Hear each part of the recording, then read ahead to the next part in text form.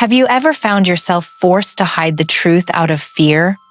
Picture this, a noble woman in the very moment of giving birth by the riverbank, trembling as she gazes at the tiny newborn in her arms, but instead of joy, her heart freezes. The child's skin is different, and in her mind echoes a grim verdict. If the king sees this, both mother and child will have no way to survive. In a frenzy of panic, she clutches the baby, tears mixing with the infant's cries, then with trembling hands releases it into the cold current.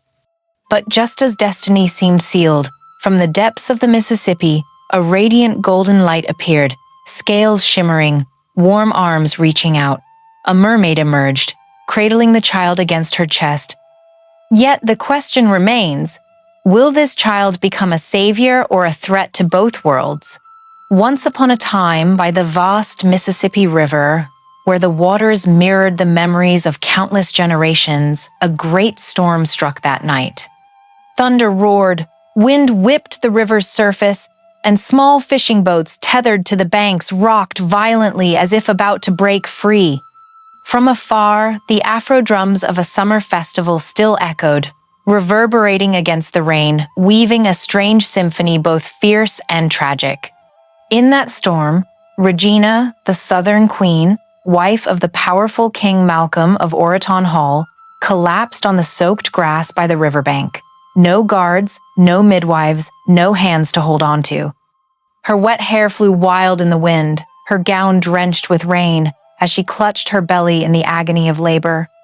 Instead of the dazzling light of the palace, she was faced with mud and cold earth, where the smell of silt and blood blended together. A scream split the wind. Then came the cry of a newborn, faint yet piercing against the storm. Regina gasped for breath, her trembling hands lifting the infant. But instead of tears of joy, a chill raced down her spine. The child, tiny and fragile, eyes still shut, had skin pale as wax, nothing like her own warm brown glow, nor the proud bronze hue of King Malcolm. It was unexplainable, a mark of fate etched in the heart of a stormy night. She clutched the baby close, her breath short and frantic. In her mind, Malcolm's image loomed proud, domineering, his cold eyes capable of turning love into a blade in a single glance. He would not ask. He would not wait. He would accuse her of betrayal, and this innocent child would never be allowed another cry. The downpour hid her tears as they mingled with blood and sweat. Regina shuddered. Fear and maternal love tangled, tearing her heart apart. For one fleeting moment, she wished she were just an ordinary woman, free to cradle her child without fearing the throne would crumble. But her fate was bound to power, and that power had become a chain around her neck. That night, as the moon was swallowed by black clouds, Regina made her choice.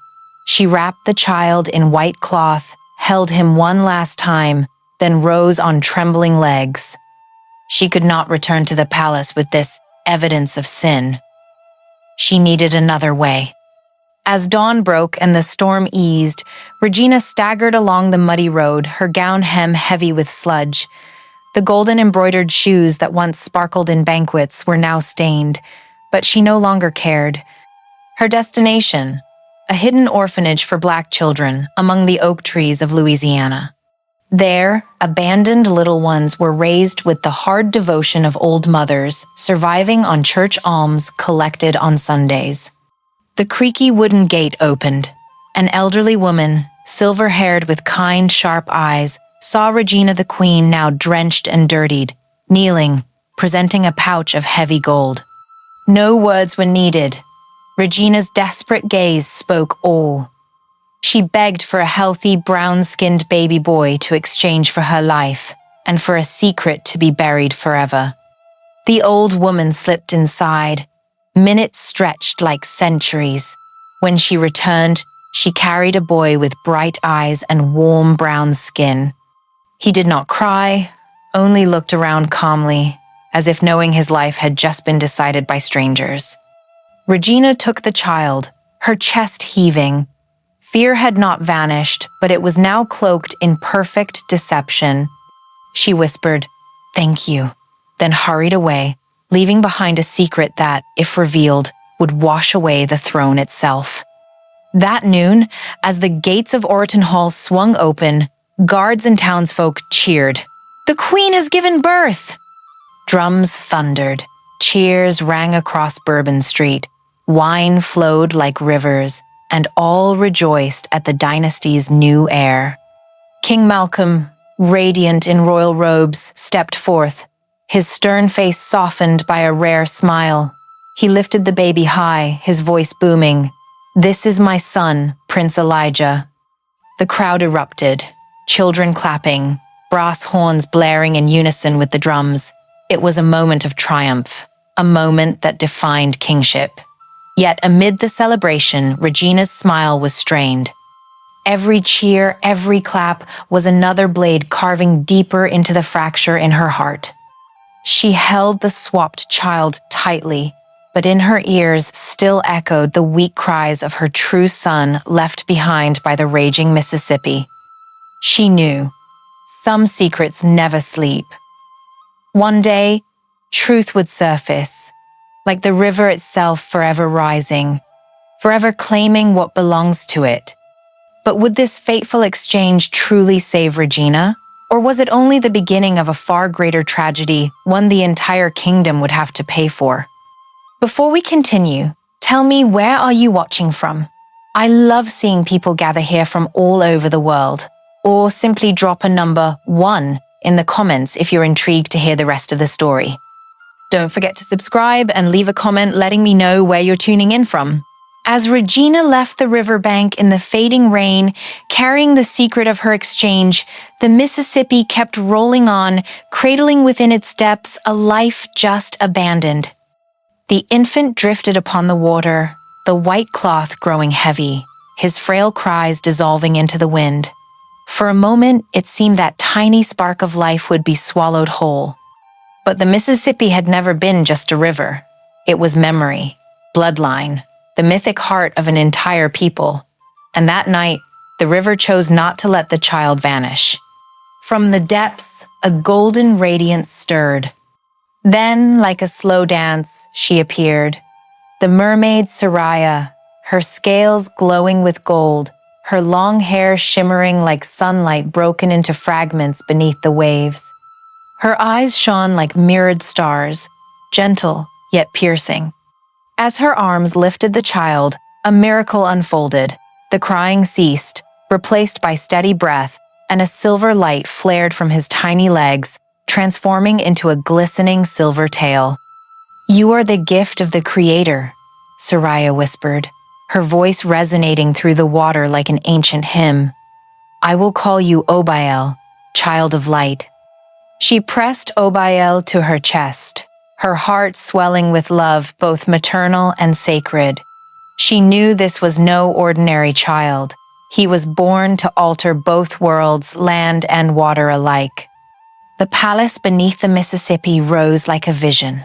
Not cold stone walls, but glowing coral domes, seagrass meadows swaying like green carpets, thousands of shimmering fish circling, singing endless harmonies. Each time a current surged, the light reflected from Soraya's golden scales and Obael's newborn silver tail burst across the ocean floor like fireworks. Obael grew in that love. Princess Amira, Soraya's only daughter, from the first moment treated him as a brother. The two children swam through coral halls, raced dolphins, even teased the old turtles by tugging their tails just to hear them grumble. "These little ones," the old turtle would begin, before sighing in forgiveness, for he too knew that at the river's floor, children's laughter was the greatest treasure. From the start, Obael was different.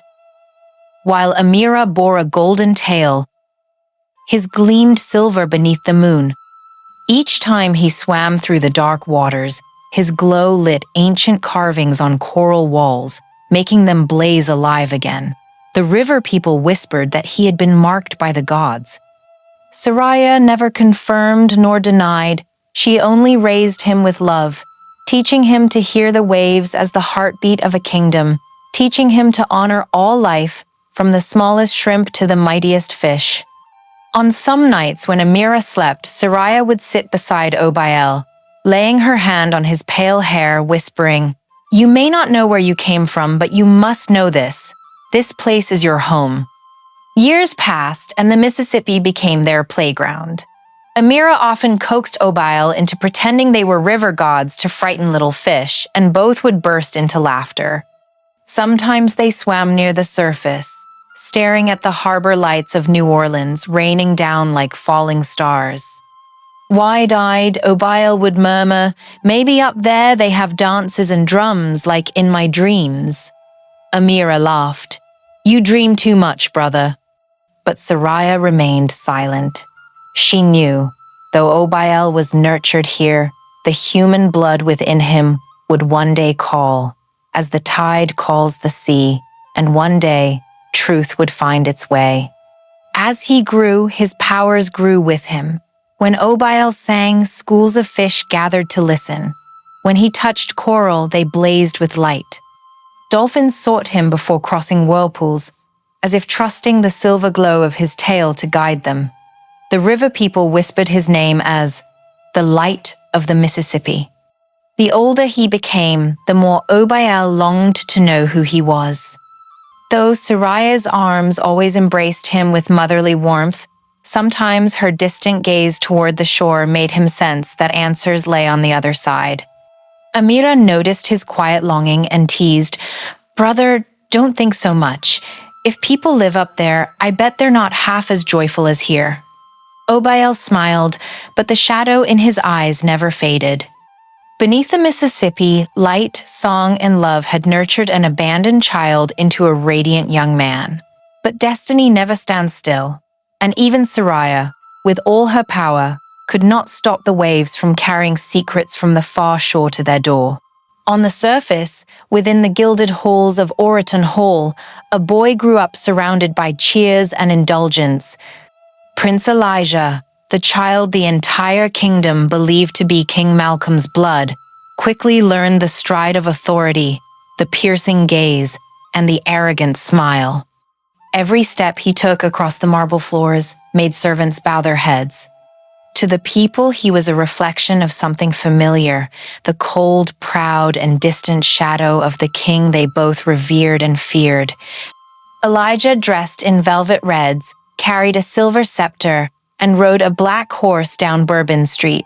The crowds on either side roared his name, but hidden in their cheers was a hollow note.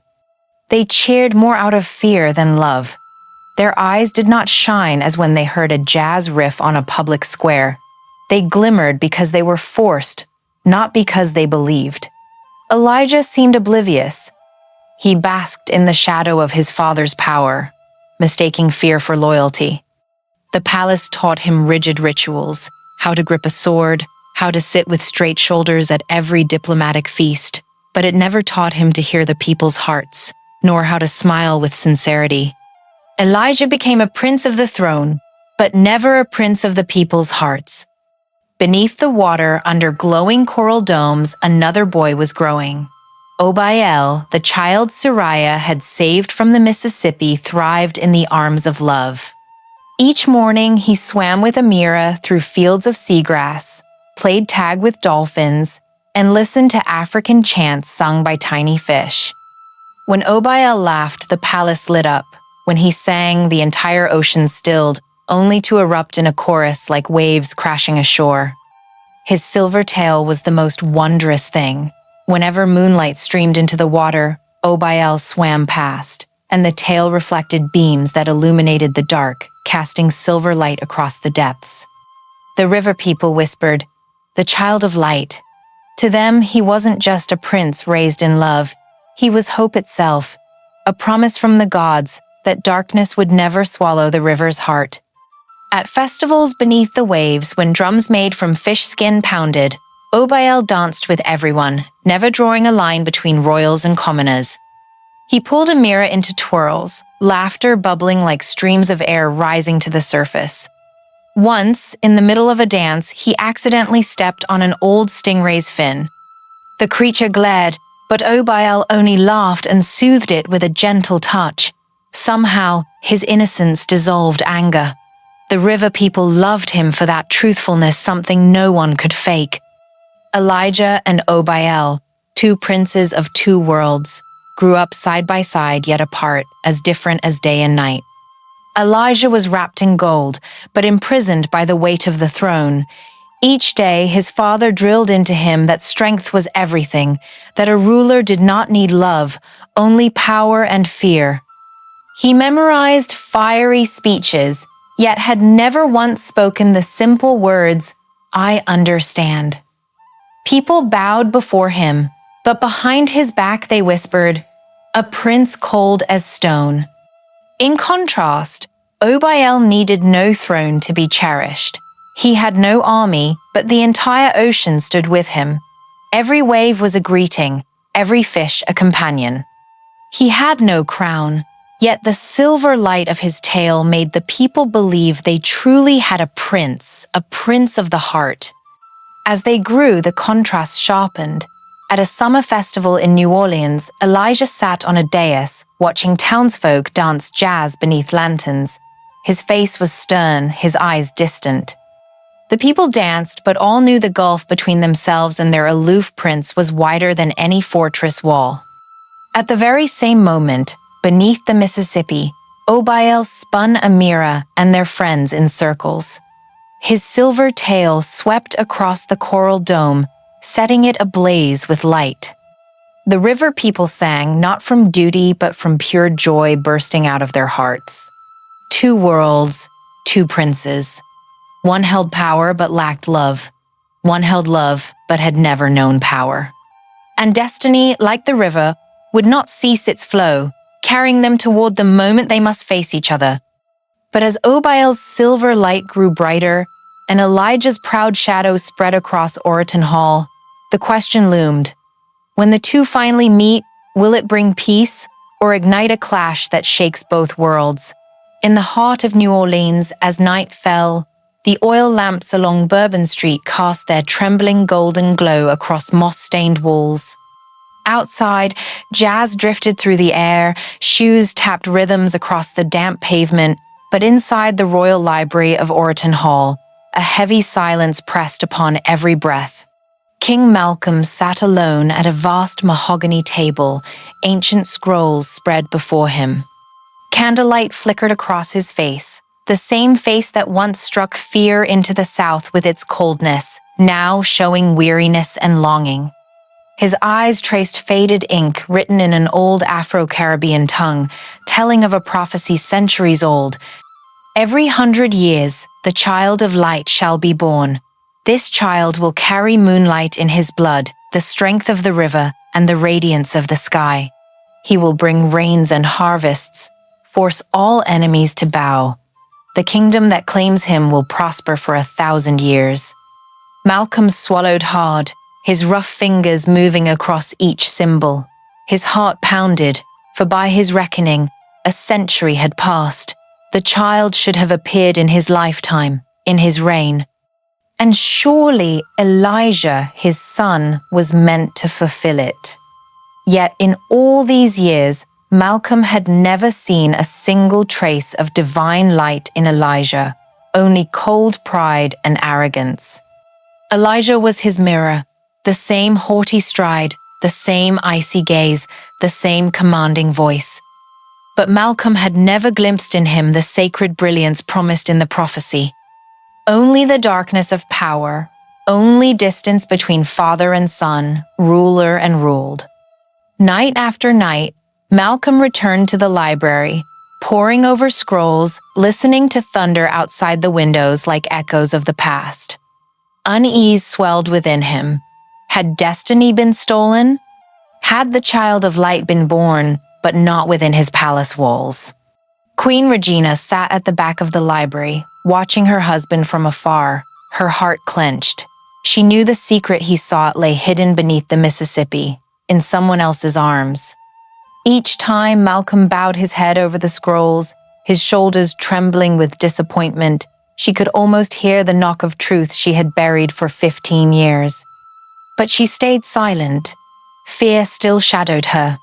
She smiled softly whenever Malcolm looked up, but behind her eyes was an abyss of torment.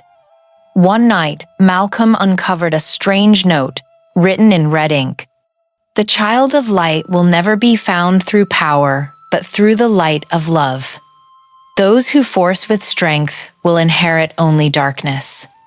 His grip tightened on the scroll, lips pressed thin. For Malcolm, power was the only language he understood. The words felt like mockery. He slammed the table, candles shuddering. The sound echoed through the library, but inside him there was only emptiness.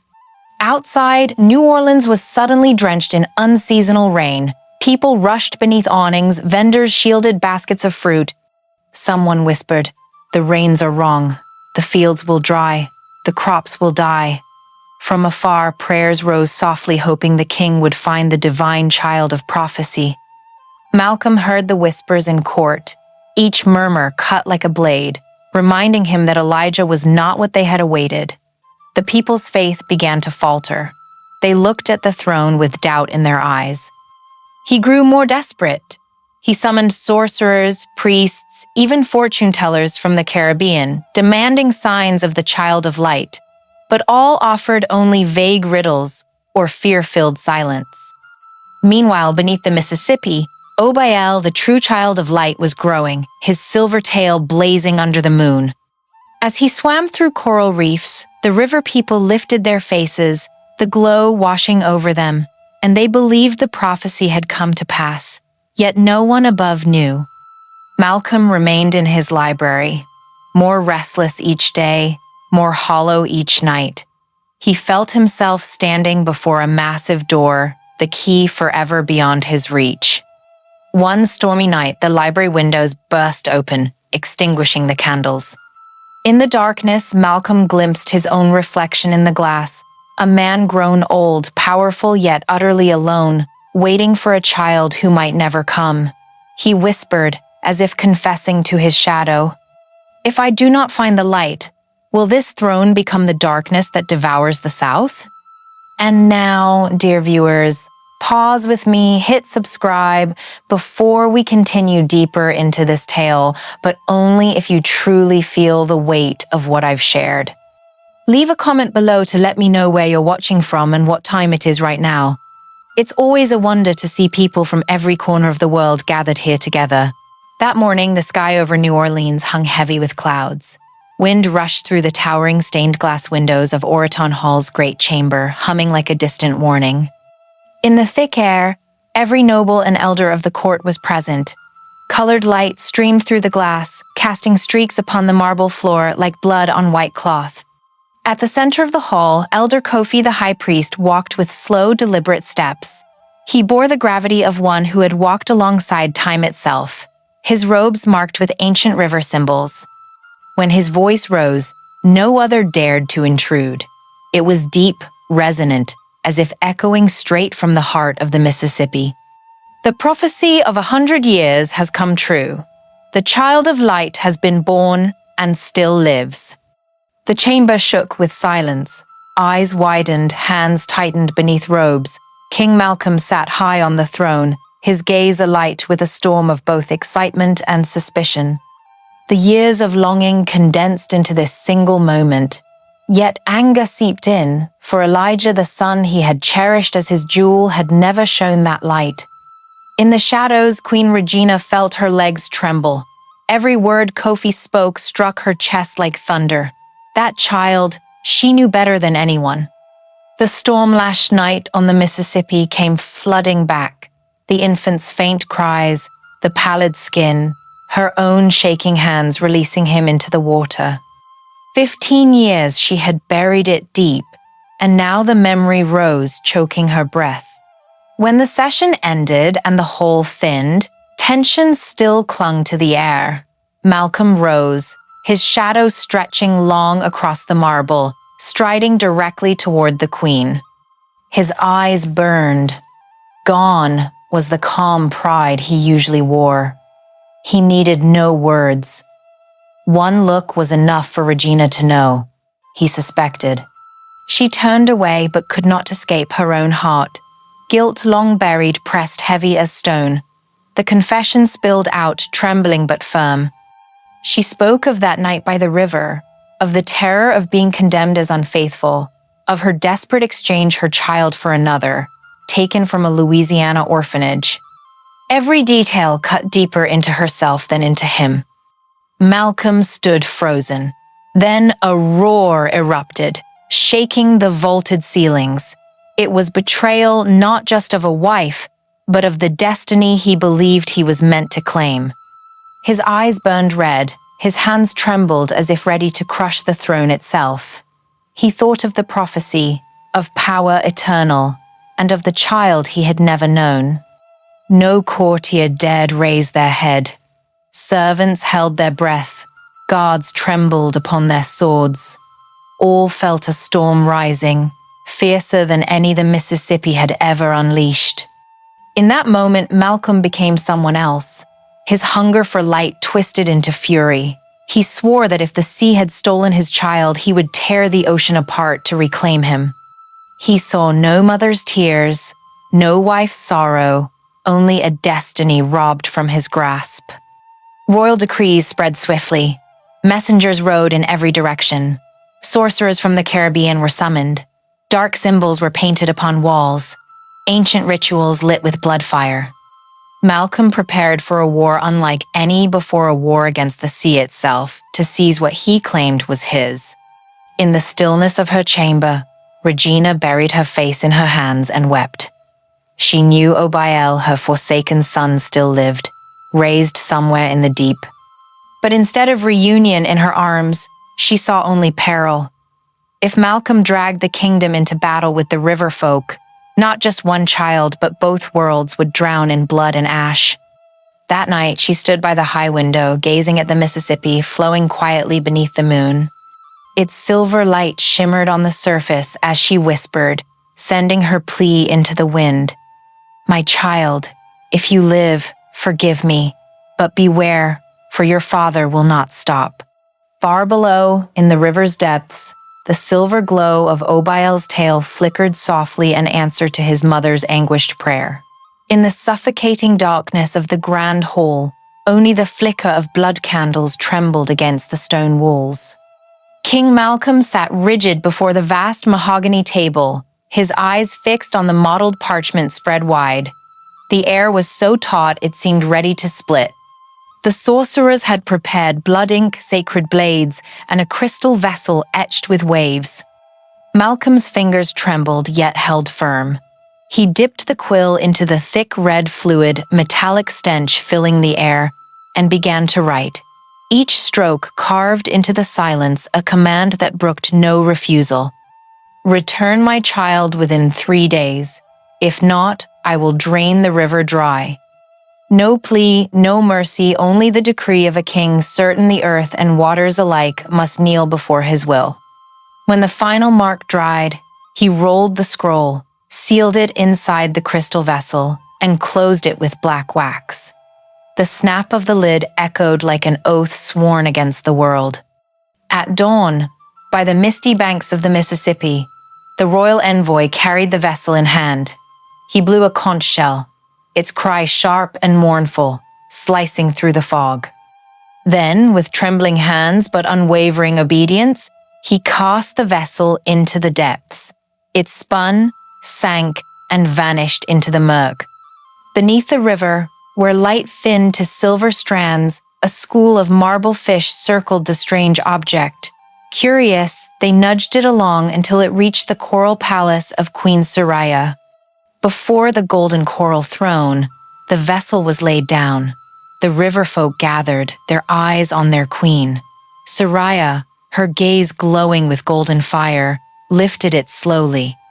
Light refracted through the etched glass, distorting her face in fractured gleams. Silence reigned as the seal broke, revealing a scroll stained with blood. She unrolled it, each crimson line like a scar across the water's skin. The words were cold, brimming with pride. No gratitude, no regret. Only the imperious order of a man who believed the ocean itself should bow. Saraya's face darkened.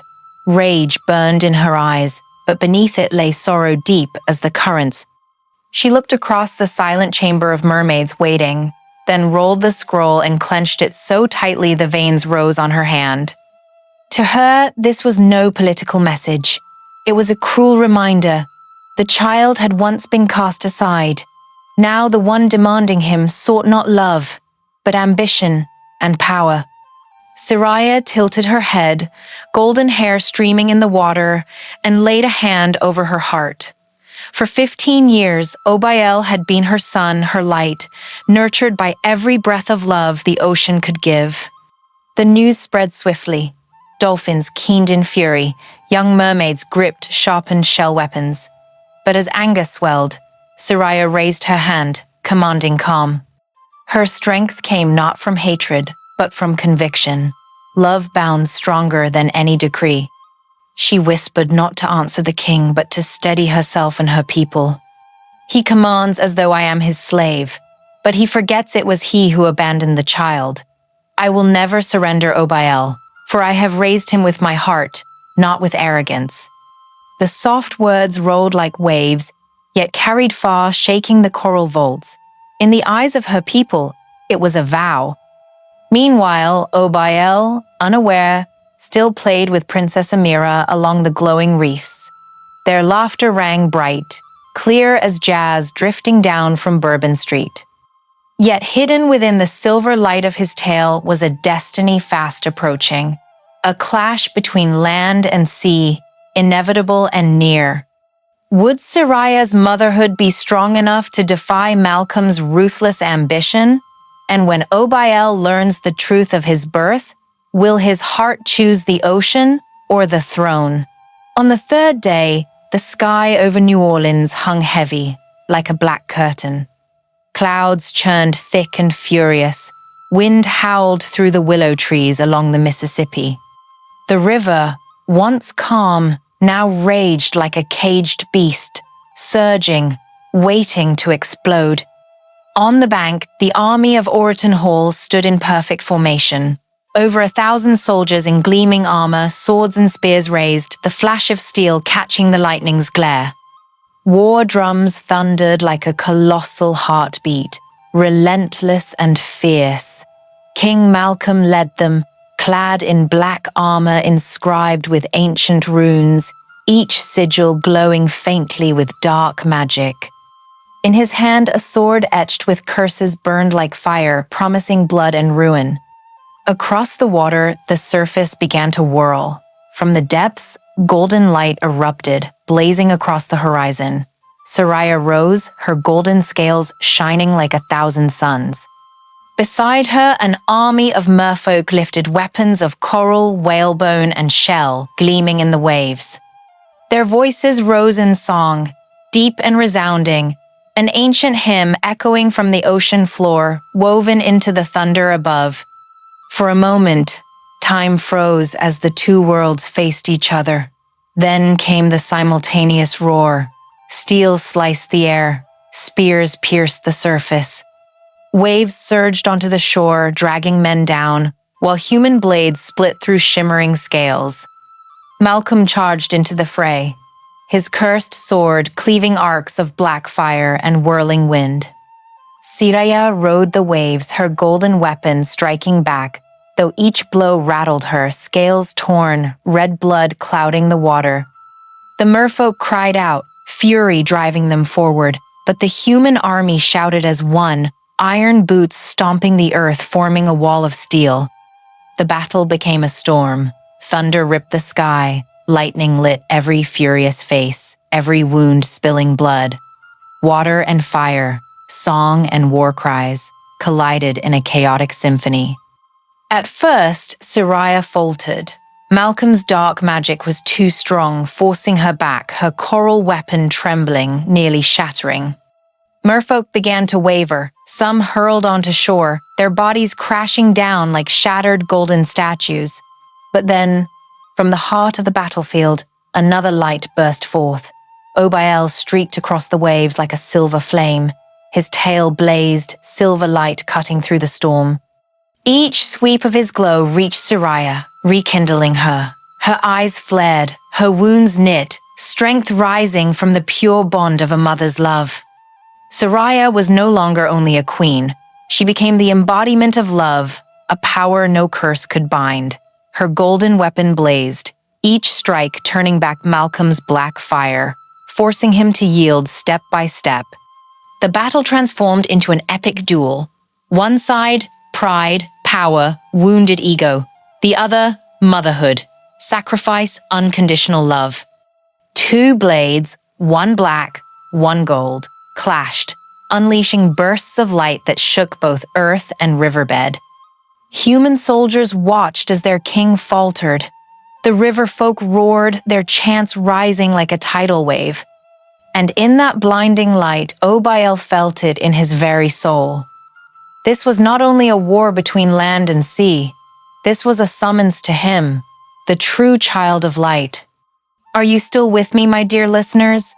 Take a breath, maybe a sip of water, before we dive deeper into this tale. And if you're enjoying the story, drop a 1 in the comments and don't forget to hit subscribe so you won't miss what comes next.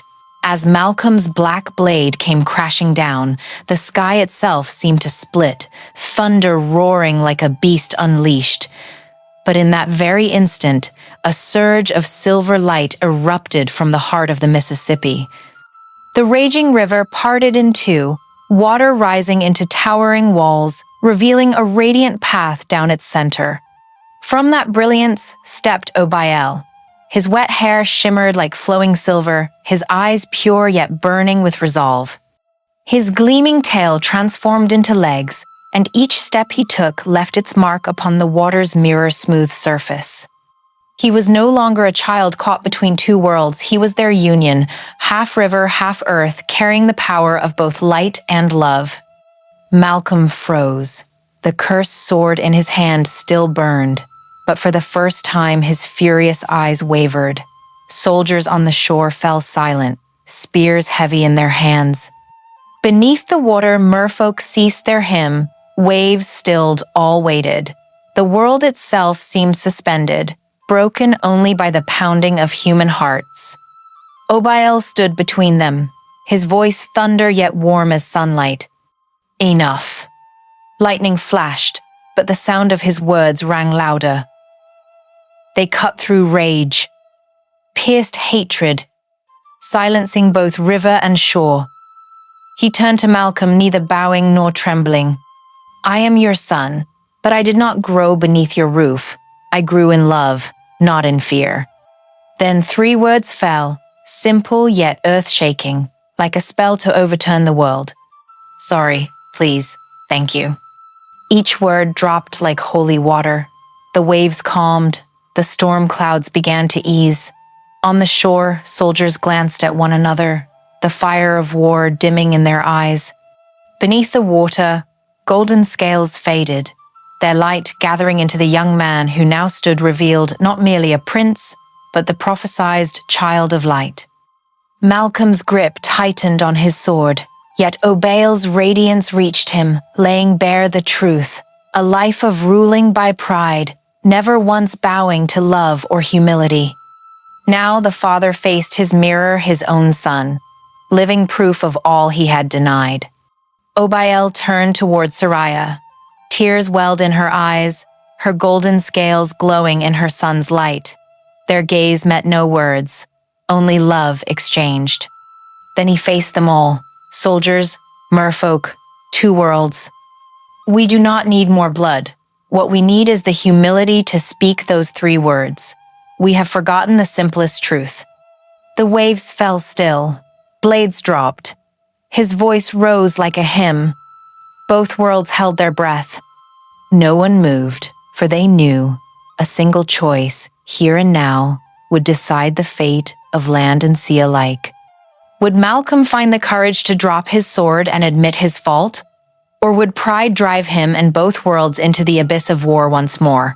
The light of Obael lingered on the river's surface, washing the Mississippi in gold. The storm-worn sky pulled apart, unveiling the first shafts of sunlight. Soldiers on the shore lowered their spears. Merfolk beneath the water folded their weapons, every gaze fixed on the moment shaping the fate of both worlds. Malcolm, once called the shadow of Orreton Hall, now stood motionless. The cursed sword in his hand grew too heavy, crashing to the ground with a harsh metallic clang. His face twitched, chest heaving as though he had run the span of his life. And then, what no one had ever seen, the proud king's knees buckled. Before the son he had once denied, Malcolm whispered like a passing wind, "I am sorry." Regina, her gown wrinkled and worn, sank to her knees as well, tears streaming down her cheeks. She had been the seed of pain, yet also a prisoner of fear. Now her trembling hands reached for Obael's, pleading for a belated miracle. Obael did not recoil. He bent, lifting her gently, his voice deep yet tender. "You were afraid, but I forgive you. Family is not just blood, it is love." From the waters below, Soraya watched. Her eyes glistened with tears, but pride lit her face. She had nurtured Obael with a mother's love, and now saw him rise as a bridge between two worlds. No more war, only the peace she had always prayed for him. Elijah, the child exchanged, stepped forward. In his eyes there was no rivalry, no spark of jealousy. He looked at Obael as the brother he had never known. In that instant, the chains of resentment dissolved. A nod, a clasp of hands, not a vow, but a recognition from the heart. The drums of Bourbon Street echoed, no longer a rhythm of war but of celebration. The people of New Orleans cheered as they witnessed the end of bloodshed between land and sea. On the shore, soldiers wept in relief. Beneath the waves, dolphins leapt, their silver scales flashing Obael's light back to the world, as though all creation proclaimed a new age. Obael stepped forward. In his hands there was no sword, no scepter, only the radiance flowing from his heart. The old crown of Malcolm was placed in his grasp. Yet before donning it, he lifted his gaze to both realms, human and merfolk, as if to ask, "Are you willing to let light lead us?" The answer thundered back as one voice, from shore and tide alike. He crowned himself, and light erupted like dawn. His first law rang clear: no more darkness, only light shall guide us. Simple words, yet heavy enough to rewrite the fate of both peoples. That day, the Mississippi carried more than water, it carried a song of peace. New Orleans erupted in festival, jazz entwining with Afro drums, while beneath the river, schools of fish danced like fireworks. And they say 2 lights could be seen, one from the sky, one from the depths, meeting in the heart of the river, sealing forever the truth of unbroken harmony. The light from Obael's new crown had barely faded when the Mississippi transformed into a vast mirror, reflecting the image of the boy once abandoned, now standing tall as the symbol of harmony. On the shore, the people pressed close, elders wiped away tears, children shouted with joy, while warriors who once raised swords in battle lowered their heads in silence, as if admitting they had witnessed something beyond history. No one remembered ultimatums or blood-stained blades. They saw only one simple truth. A child once cast into the river had become the king who saved both worlds. And the Mississippi, flowing as it had for millennia, murmured that day like a lullaby, singing its own story. Far along the river, the wooden houses lit their lamps. The people began to drum, jazz weaving with Afro rhythms, carrying from Bourbon Street all the way to the Delta. The song was not for a king's conquests, but for the light born of kindness and love. Obael spoke little. He stood between 2 banks, 1 foot on land, his reflection in water. In the eyes of the people, he was no longer the abandoned child, but the child of light. And the greatest lesson was not in power, but in 3 simple words a mighty king once could not bring himself to speak: sorry, thank you, please. The people repeated those words as if they were a new ritual. In the markets, they learned to say sorry when stepping on another's foot, thank you when receiving a piece of bread, please when asking to borrow a cup. Small gestures, once overlooked, became the threads stitching together a society long torn by pride and fear. Regina walked behind her son, not as a queen haunted by guilt, but as a mother finding redemption. She knew mistakes could not be erased, yet Obael's forgiveness had lifted the weight from her shoulders. Elijah, the exchanged prince, now walked beside his newly found brother, no longer trapped in suspicion's shadow, but illuminated by a bond he had never known. Soraya remained beneath the waves, her golden eyes shining as she watched Obael. For her, the Mississippi was no longer a border, but a bridge between worlds. And in the currents, the river folk whispered the tale. A child of humankind, raised by the love of a mermaid, had become king of both. Days passed, but the echoes of that moment did not fade. The river was given a new name, the River of Remembrance. For with every flow, people recalled that pride could destroy, but love could redeem. Each time children bathed in its waters, they were told, blood gives us lineage, but love gives us family. And when Afro drums rang out during the night festivals, the same three words were sung again and again. Sorry, thank you, please. Obael, once forsaken, now stood as living proof that even when the world turns its back on you, you can still become the light it was waiting for.